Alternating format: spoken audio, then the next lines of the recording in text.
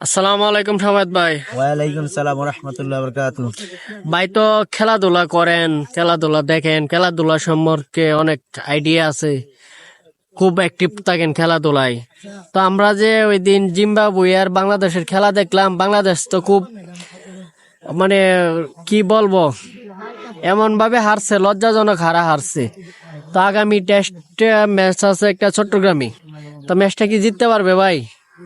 Nothing nothing nothing, আমার জীবনে এরকম নাথিং খেলা আমি আর কখনো দেখি নাই। কেন আজকে আমার এই মনে কষ্টে, মনে দুঃখে আমি কি বলবো আপনাদেরকে, আমি যে কি বলবো আমার মুখে কোনো ভাষা আসতেছে না।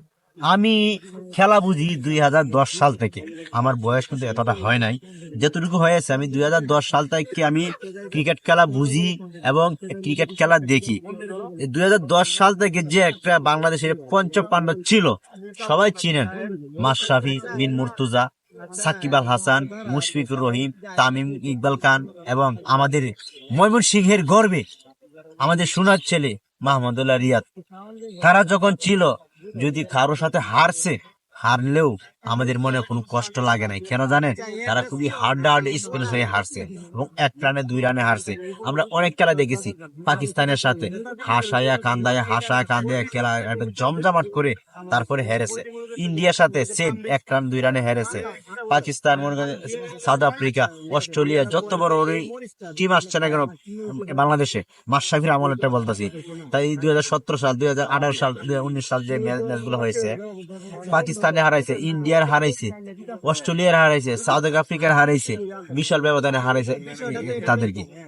তখন যে একটা টিম ছিল বাংলাদেশের, মাশরাফি যাওয়ার পর মাশরাফির অবদান হয়েছে সিলেট যে যেদিন সে ক্যাপ্টেন্সি ছাড়ছে, সেদিনে আমি বলেছিলাম যে এই মাশরাফি গেছে তো বাংলাদেশ টিম গেছে। আসলে কথা সত্য ভাই, কেন সত্য হবে না?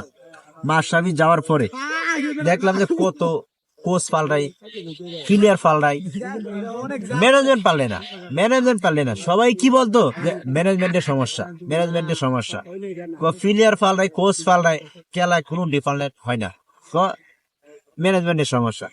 এখন দেখেন 2024-এ যখন সরকার পতন হওয়ার পরে টিকিট বড় পতন হয়েছে, আমাদের পাপন কাকু মিস্টার কিং উনি দেশ ছেড়ে চলে গেছেন এবং আরো যারা দায়িত্ব ছিল তারাও চলে গেছে। তখন কিন্তু ক্রিকেট বোর্ডে চেঞ্জ হয়ে গেছে। নতুন আমাদের সম্মানিত সাবেক ক্যাপ্টেন এবং ক্রিকেটার ফারুক আহমেদ, উনি খুবই সম্মানিত লোক, উনি এখন বর্তমানে দায়িত্ব আছে। এখন এখন দেখি যে আরো